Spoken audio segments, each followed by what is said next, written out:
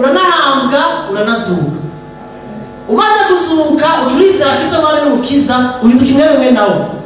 Ari cyakoretse Kristo yacihaza muri wewe akubera ubugingo. Akubera ubuzima wowe ukibaho bidusesa aba muri wewe. Abagarata 20. Tugenda bukebuke no munsi wa mbere. Bukebuke nitwabaza. Abantu bafite umuziya w'umwami n'umukiza. Ariko ni wala ubuzima bwacu nicyo kintu cyongeraho. Niwo mwana ubuzima bwacu nivyo. Niwo mukiza wacu yadukijije imbere. Yesu yadukijije ibyaha yakabariye ibyaha. Ibyaha yakabariye adukiza urubanza rwe bidashira. Cyo tuba tumita umukiza wacu. Ni umwana ubuzima bwacu. Niwo mwana w'abantu kubona tuturabana mu bwawe bwiwe. Icyagata twabindikira ubugingo ireno TV. Ubuzima bw'ikiri cy'ijambo gifazowe. Ni ubuzima bw'Imana ifise muri yo. Nuko Yesu aje kuduhindukira ubuzima bw'Imana muri twebwe. Okay, kadusoma nataka wa blog muno tumenyere cyane. Habaho n'abamana na Kristo. N'abamana na Kristo ariko ndiho. N'abamana na Kristo ariko ndiho. Yamaze jewe ngiriho. Ni Kristo ariho muri jewe. N'abamana na Kristo ariko ndiho. Narapfuye nga narazutse. Amen. N'abamana na Kristo ariko ndiho. Yamara si jewe ngiriho. C'est pas moi, si jewe ngibaho. Ni Kristo Yesu aba muri jewe. Niwo buzima bwanje. Si jewe ngibaho. Ari ndani muri jewe Kristo Yesu. Niwo buzima bwanje, ma vie. Si jewe ngibaho. Si jewe ngibaho, si wowe ukibaho. Ni Kristo Yesu aba muri wewe. Ibyo murabyo hose ngiriyo mu mubiri bikoreshwa no kwizera umwana w'Imana yamunze akanyigura. Si jewe ngibaho. Ibyo murabyo hose musha parfois. Ni Kristo Yesu aba mu buzima bwanjye, ma vie. Jewe ubuzima bwanjye bwaramizwe, bwaratwawe. Nababanywe nawe, hamamano nawe nzukana nawe, maze kumwitahindukira ubuzima. Bizwa yuko ibyo mweneye byose muri ubuzima nabifise muri Kristo Yesu. Haleluya. Abantu benshi baratekeranye, bafise ubwoba cyane mu eglise. Ako cyane turabi ijambo rimwe na bibiri. Jean Yohana wa mbere icyagatanu. Yohana icyagatanu umurongo wa 11 cyo 13. Umurongo ukomeye cyane. Usigura kerekeye icyo dufise muri Kristo. Jean 5:11-13. Yohana wa mbere icyagatanu umurongo wa 11 gushika 13. Ndaza gusaba gusa bire Igifaransa aze kumfasha gusoma kuko ibi bwaneza gusoma Ikirundi. Reka dore ku murongo w'icumi. Dore ku murongo w'icumi.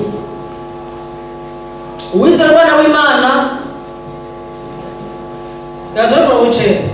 Ko twemeye naye ishinzwe n'abantu. Ko twemeye naye ishinzwe n'abantu. Inaye y'Imana yo n'agaheta. Kuko inaye y'Imana ari uko yashingiye inaye y'umwana wayo. Ko twemera témoignage n'ay'abantu. Inaye y'Imana yo n'agaheta. Uwizera umwana w'Imana niwe afise iyo naye muri we. Utizera Imana aba yigize ububeshi. Kuko atemeye inaye y'Imana yashingiye umwana wayo. Basubire mu Gifaransa.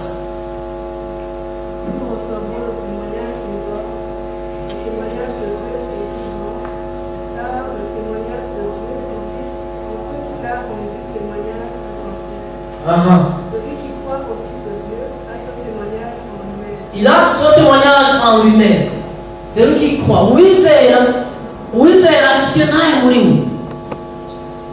Ok. Celui qui ne croit pas Dieu le fait menteur, puisqu'il ne croit pas au témoignage de Dieu dans lui-même. Ok, merci. Utizera wese kino kwapa abagize Imana umubeshi. Kuko abatemeye naye Imana yagira umwana wa Yesu Kristo. Eka turabona wacuna yo kumanuka rero twumva.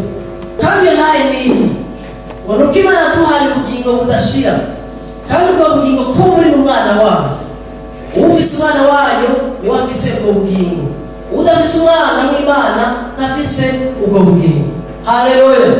Bo iyo naye ni wonuka Imana tuhaye ubuzima navizoe.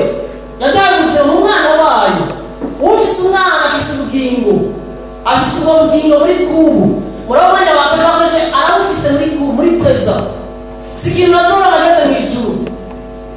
Nikintu afise muri kubu. uno munsi bitwereza yuko abamwizeye bose bamwakiriye yabaye baje no kuva la capacité l'autorité yo gushika abana b'Imana niba baramwizeye bakamwakira Kristo niwe ubwo buzima bunyegeje muri Kristo buzima abafise abageze muri bo bose afise ubuzima muri bo baramugendana muri présent muri kubu sikintu bazora bageze hehe mw'ijuru ubuzima budashira sikintu n'umuntu sikintu ni Yesu Kristo ubuzima c'est lui la vie niwe buzima budashira sikintu tuzora tugeze mw'ijuru abantu bashaka bagenda bibaza yuko bazora ubuzima bageze mw'ijuru turamugendana muri kubu. Haleluya. Abize Yesu marangani bandi. Okay, arumba rero tuneza kwa sisi tunashaka muri bandi. Abakekeranya.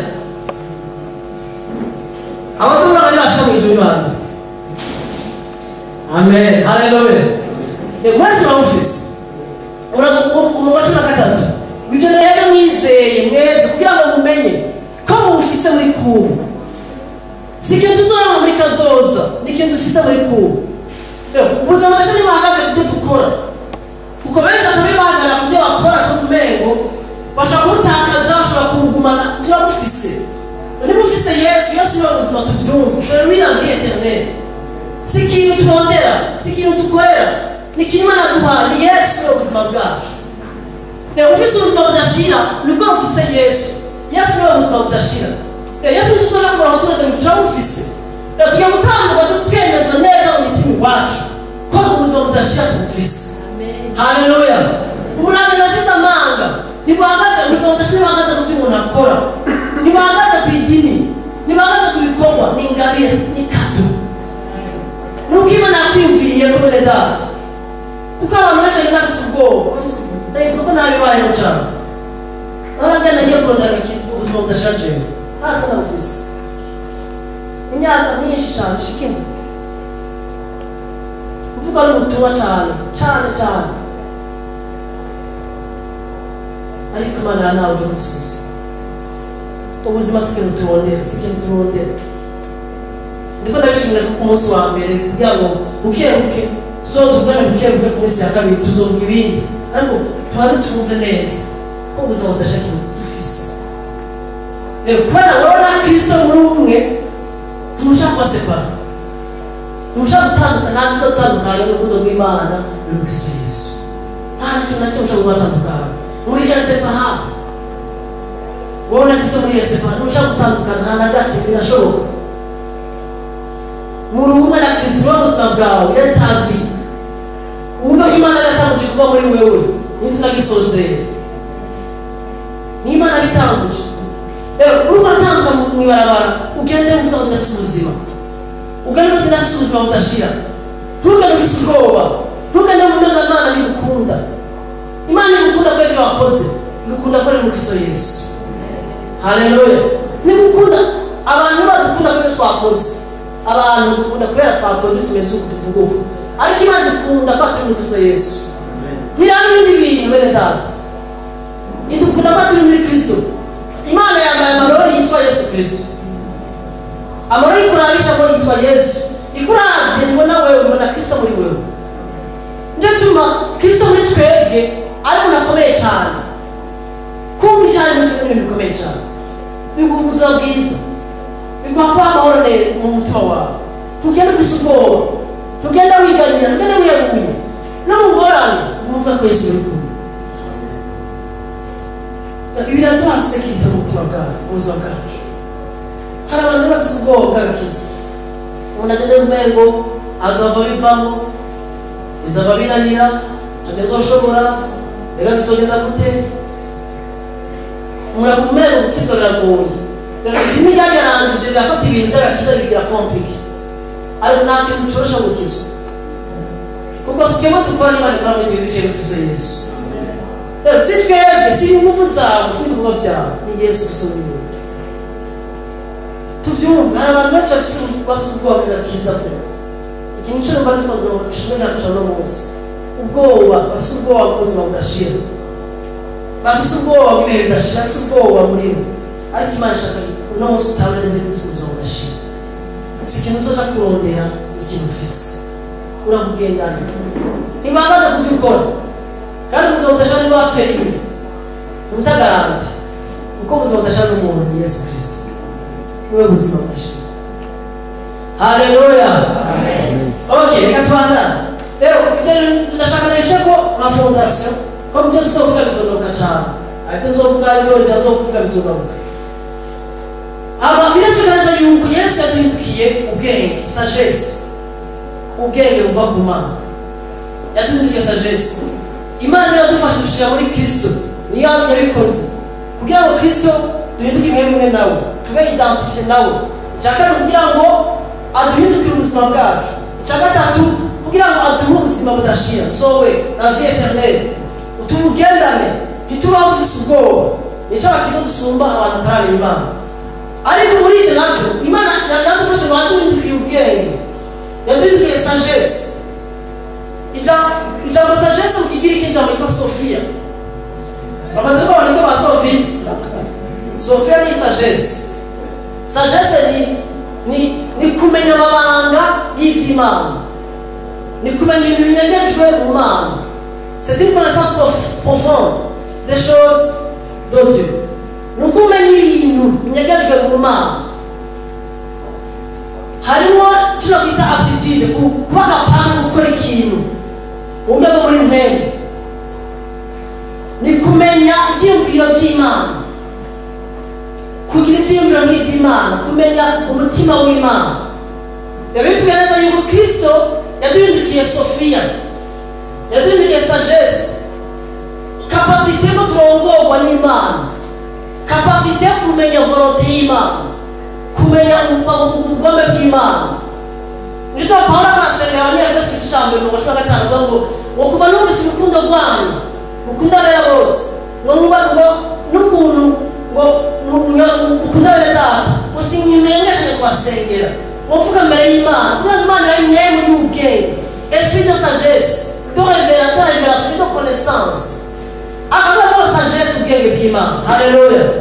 Rero bitwereka ko Kristo Yesu yaduhindukiye ubwenge bw'Imana, yaduhindukiye ubuzima gusa, yaduhindukiye sagesse. Mani majambo icyo Kristo Yesu yakoze igihe yaza mu buzima bwacu, yakoresha ubwenge Imana ifise muri yo ibushira muri wewe. Haleluya. Yabaye sagesse Imana ifise muri yo, kuko muri washusho y'Imana itaboneka. Kristo Yesu afata sagesse y'Imana, uko Imana iri arafata ubwo bwenge aza muri wewe. Niba aje muri wewe nuko yazanye na divinity, yazanye ubumana Imana ifise muri yo, abutereka muri wewe. Haleluya. Imana ifata ubumana bwayo, ndabikunda cyane, ifata ubumana bwayo, sagesse yayo, omniscience yayo, yitereka muri wewe. Haleluya. Amen. Afata ubwenge bw'Imana, ubwenge bw'Imana, aduhindukiye ubwenge bw'Imana na sagesse, aduha kapasite yo kumenya iby'Imana, yo gusonza umutima w'Imana, yo kumenya iby'Imana yumvira. Nibyo tubona gusa abakizwa turi kapable kumenya iby'Imana ishaka ku buzima bwacu, turi kapable yo kumva umutima w'Imana tukawukominika n'abandi, uri kapable yo kumva iby'abandi batumva, uri kapable yo kuvuga iby'abandi batavuga, uri kapable yo kuvuga mu ndimi sagesse y'Imana yo gukora profesi. Haleluya. Haleluya. Ndakunda ibyo bintu rero, kumva gusa sagesse y'Imana. Ndio tumajeyo sinema bakizwa bijuju. Simukangu Imana kubisa bijuju. Simukangu Imana kumukizwa avuga nabi. Namazuka akizwa avuga nabi. Ya agira yugura kana shaki kucho kimeze kana ngene tano. Maramaza kabona mumanza atatabura mukuru tuwatana mahijana. Sinabiza ko ni bimu muri gereza. Haramataro namwe mu byo bavuga byo bakora, batakoresha sagesse. Kristo Imana yamwisigiye kapasite muri mwemu yo gusoma ibyiyumviro by'Imana. Ndio tuvuga ngo ikwiye amajambo akwiriye. Tizana kagari twebwe ngo tuvuga abantu bayidoga, aba turavuga bagasigara ko nitwa neza. Iyo ya kapasite y'Imana aho gihugu yakabakoze ubukana twayita nabivuga neza ngo Yesu muzotura mu byo havugishije. Nubwo nta profete, mutura profete batambuka. Haleluya. Abaprofeti sana mu tabata mu bigo by'amasengesho wewe ko ufite mwanya Yesu muri wewe prophet urafite kapasite yo kuvuga icyo Imana ishaka ibintu bigahinduka kwa Kristo ari muri wewe muri umuntu akora muri business umuntu akapanga gukora ibintu bigenda neza kwa sagesse y'Imana mu mashuri umuntu akunda kumenya nayo wewe cyo bituma jana Imana muri minsi ishaka gutubwira abanyeshuri cyaza kwiga mu ishuri abanyeshuri ntabwo mu cyambere haleluya amen si iwacu tunanigwa ishaka si iwacu wowe uzabitwara muri Yesu ile notre sagesse biganeza yuko yatuganeza yuko hari ubwoko bwinshi bwa sagesse bibiri twereka ubwoko butandukanye bw'ubwenge hari ubwoko bw'ibitwa ubwenge bw'umubiri la sagesse charnelle ubwenge bw'umubiri ndabikuka mutandika kusaba kudisomera ubwenge bw'umubiri la sagesse charnelle abigenge ba kabiri ishaka mu mashuri ya kabiri ndeko matira la sagesse charnelle ubwo n'ubwabisi bakoresha ubwenge bwa kabiri ni ubwenge bw'isi la sagesse du monde ubwenge bw'isi la sagesse du monde ubwenge bw'isi abikone ba mbere cyambere mu 20 abikone ba mbere cyambere mu 20 ubwenge bw'isi ubwo isi system du monde ikoresha ubwo nibwo abantu benshi b'isi bafise ubwenge bwa gatatu ubwenge bw'abantu la sagesse des hommes ubwenge bw'abantu la sagesse des hommes ubwenge bw'abantu abantu bose muri rusange rero hari abakizwa bakoresha ubwenge bwa gatatu kandi bo bari kuri dimansi y'indi hejuru la sagesse des hommes 1 Corinthiens 2:5 abikona ba mbere ishaka 55 ok bwa kane ni ubwenge bw'abanyabwenge la sagesse des sages ubwenge bw'abanyabwenge la sagesse des sages 1 Corinthiens 1:19 abikona ba mbere cyambere mu 19 ubwenge bw'abantu bwo ku isi bize amashuri menshi bazi ubwenge bwinshi rero Pawulo atanga ko kuyabwenge ari hehe umwanditsi ari hehe hari abantu bazi ubwenge bwinshi banditse ibintu byinshi hari n'abantu muganira batakigijwe kumva barisanzwe gusoma n'abakizo bari abantu mukaganira ukumva uyu muntu avuga ibintu bigororotse avuga ibintu bitomoye umuntu ari très intelligent akora ibintu byiza azana imico myiza wayakumva n'umuntu vraiment wo kwifuza atazi Imana ubwo rero ubwenge benshi abantu benshi bakoresha bw'abanyabwenge ubwo bwenge Pawulo ngo ntibwatumye abantu bashoboye kumenya Imana kuri ubwo bwenge bwabo ni ubwenge ni siyansi harimo siyansi ni ubwenge bashaka kwakira mu gusoma mu kwiga mu bintu bitandukanye ariko ubwo bwenge ni bugwa agakiza ntibugutuma umenya Imana bica muri Yesu Kristo haleluya reka birumvikana mbere ok ubwenge bwa gatanu ni ubwenge bw'abadayimoni la sagesse des démons ni ubwenge bw'abadayimoni Yakobo 15 Jacques 3:15 ubwenge bw'abadayimoni Yakobo 3:15 ubu ni ubwenge na Satani ashaka gutanga ashaka kuba akesura abantu biwe akaba kapasite ya kuba abantu bwerekeye umuntu akoresha inota kudoro bacwa mu ubwenge bw'iyo kuva ku Mana bitandukanye ubwenge bw'abadayimoni rero ni ubwenge na Satani ashaka gutanga kuko ashaka kuba kapasite abantu biwe yo kumenya gukora ibintu bisa n'uko ari byiza bitwa neza ngo yigira umumarayika w'umuco yigira umumarayika w'umuco udashobora no kuzimiza abantu rero ubwo ni ubwenge bwo kwinjira hasi ni ubwenge bw'abantu Bibiliya yita ngo Roma ni Imana n'urugi ko kuratagira Imana bwa Yesu muri we ni nivo y'abantu bose bari ku isi ni bwo bwenge bashaka gukora byose Yesu ashaka gukoresha ariko twebwe turi muri Kristo Yesu kwa Kristo